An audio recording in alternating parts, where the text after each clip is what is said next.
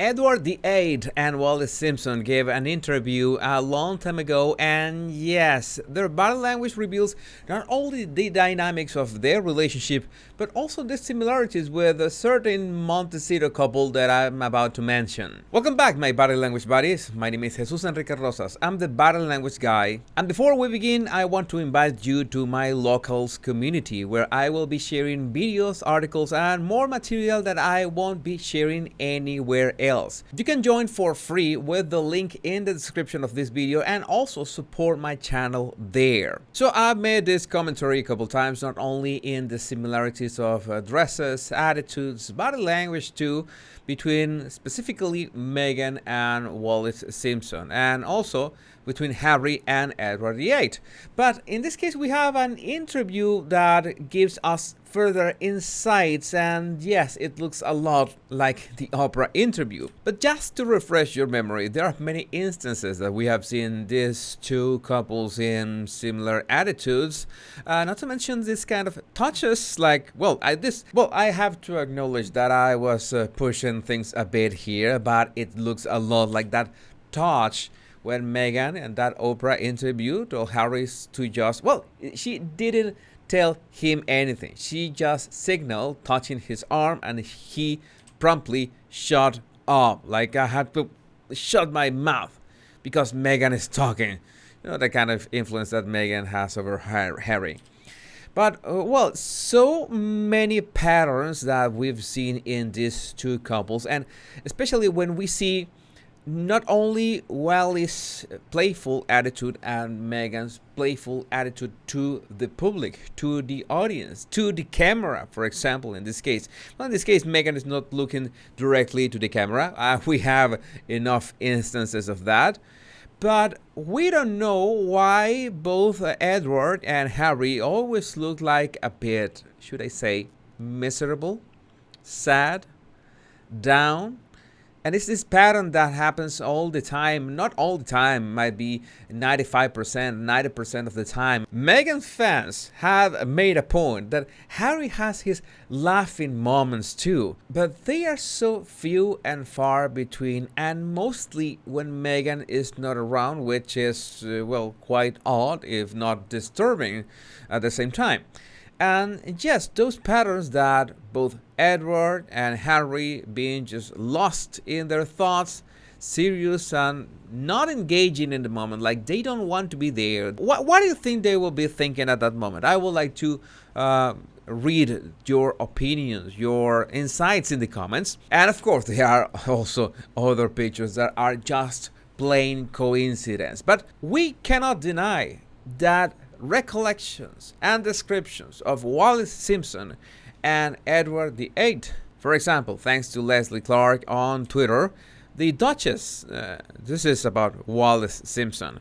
The Duchess was a complicated person, cold, mean-spirited, a bully, and a sadist, observed the Gaia Leinhardt, stepdaughter of Wallis ghostwriter Cleveland Amory.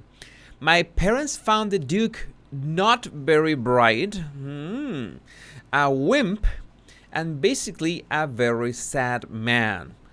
Alright, which Duke are we talking about? Yeah, it's Edward, not Harry, but it sounds a lot like Harry. He had made an appalling choice and knew that he had taken the wrong path and now had to live with the consequences. They found him pathetic, a bit harsh. What is certain that the Duke of Windsor remained besotted with his wife until he died. I have never known any person so totally possessed by the personality of another, wrote the journalist Kenneth de Courcy, a longtime confidant of Edward. He seemed to me to retain no individuality at all whenever she was present. He watched her every movement, listened to her every word, and responded to every inflection in her voice. Remember Mona Eldridge, who met the Windsors on numerous occasions. He often said that nothing was too good for her. Yeah, it sounds a lot like our Meg. And yes, this is the example that I wanted to show you about knowing where the camera is. But Meghan should have more praise for this, with so many cameras in the shape of phones nowadays, it will be baffling to do it with all those cameras at the same time. But Megan's has that skill. But well, let's talk about body language. Let's talk about body language, and it's pretty obvious that we have two things here. There are many things here. Wallis used to talk in that interview with her shoulders broad. He was upright on the chair. That chair has one thing that's going to be helpful when we talk about Edward, is that the armrests are too wide, and it could be a bit uncomfortable when you put both elbows on them. I'm gonna try to do the when you put both elbows on them, your elbows are really wide. Okay, maybe it's not that she wanted those elbows to be far and wide, but it's the shape of the chair, because if you put your elbows inside the chair, then they will be like right on top of your body and you will be uncomfortable. That's part of the signals that you have to take into account. Okay, it might seem that Wallis wants to like have more space around her, but in this case I think it's more the design of the chair. But having said that, she's got her chin right over the horizon. That is having confidence, that is being sure of what she's talking. I've always said that it's interesting to see the dynamics between Meghan and Harry. Well, she makes sure to have all this space with her elbows broad. She also has the same chin over the horizon. She's also upright. Her shoulders are broad, up and broad too. Many people told me on Twitter that why should I be saying all this? If she's pregnant, that's the way that she can sit. No, not every pregnant woman sits like this. I disagree with that. And Harry, you may notice that he always has this like tendency of making himself smaller, especially when he's alongside Meghan. He's trying to be smaller, not only in that leg cross, but his hunch. He has his spine is he's hunching at that moment, and also has those gestures, those hands closing that little gesture over his belly. Every single gesture, every single part of that posture is making himself look smaller. And there's another thing that we have to say about the disposition of the chairs on that interview. Like, Harry was a bit separated or farther away from Oprah. So I think that in a way to shorten that distance, that's why he assumed that position. But he must have noticed this and fixed the chair so he could be facing Oprah directly. So that's why, maybe that's one of the reasons he was so uncomfortable. Maybe that chair was put that way on purpose. Who knows? So Harry will be uncomfortable. Everything is possible, because I'm sure that Harry is not aware of all the things a PR team can do to make you look the way they want you to look. And in some cases, well, Meghan is a whole PR team herself. I'm not making any further claims about that.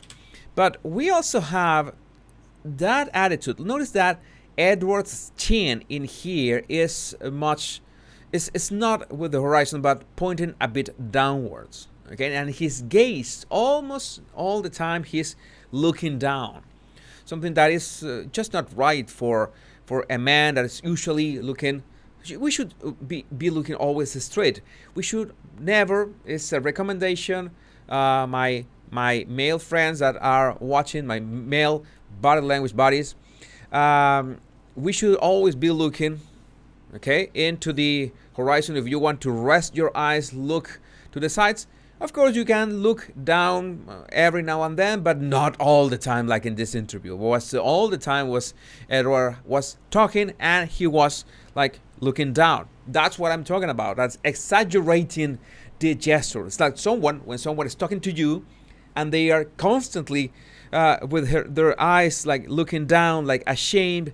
That is uncomfortable. You notice that the person is has lack of energy or confidence. And the other is the gesture. As I said, the chairs are a bit uncomfortable in regards that if he put his elbows between the armrests, he will be very rather uncomfortable. If he's opening his elbows like this, it's not like he's extrovert or has a lot of confidence. No, it's the chair's design that forces him to do that. Even so, he's constantly rubbing his hands in that pacifying gesture, like he's nervous, like he's afraid to talk, like he's afraid to interrupt Wallis. And yeah, it has a lot to do with this posture. Harry's posture, as you can see, that has this attitude of making himself smaller, and the hands always like connected by the fingers. And this is a different posture than the one that we saw before. And you can see that we have this nervousness of trying to connect the fingers, trying to play with the fingers. It's something that is superfluous. It's a gesture that it's not needed. He's not supporting his discourse with that gesture. He is just doing it because he's uncomfortable. And that are the kind of signals that you have to notice. And what could be better than the contrast between them, between Wallis and Edward? You see that Wallis, at some point, she was fixing herself in the chair. The moment that she felt that she was like getting comfortable in the chair, she sat upright again.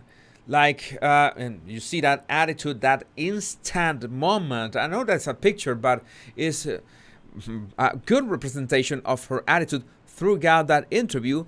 And Edward's attitude at the same time is, well, that lack of energy, a bit of despair. You can imagine who was the one with the, well, like the pants, who was wearing the pants at that house. I don't know if that if that expression is international. If you understood what I said, you can also comment that if you have a local way of saying that in your country or I don't know, your city. Well, go ahead and share it in the comments. But this is not the way. This is not the way that a man projects confidence or energy or those limp wrists. You can be relaxed at one moment. You can have your, maybe you can relax, but it's all the time. You are just dropping your weight. You can feel that he's dropping his weight, like he just ran a marathon or something. For so much insecurity that both projected, and for so much confidence that Meghan and Wallis projected, it's incredible how they mimicked each other, how both couples are repeating history in so many ways, including body language that is, well, amusing to watch, to say the least. Just make sure that you use these tips on your daily life when you're watching couples, and that will make it much more fun. My body language buddies, my name is Jesus Enrique Rosas. I'm the body language guy, and remember to download my 100 body language tips right in the description of this video. Much love and bliss.